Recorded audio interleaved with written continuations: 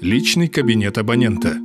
Пользователь в личном кабинете имеет возможность просматривать текущий баланс лицевого счета, вносить показания счетчика, произвести оплату и заказать услугу.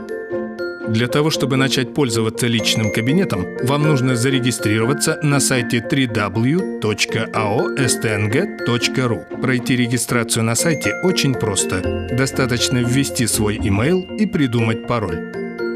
Далее на указанный вами email придет письмо со ссылкой для подтверждения вашего аккаунта. Во вкладке «Задолженность» вносятся показания по счетчику. Оплату онлайн можно произвести в разделе «Оплата в личном кабинете» либо на главной странице сайта.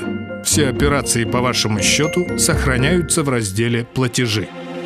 www.aostng.ru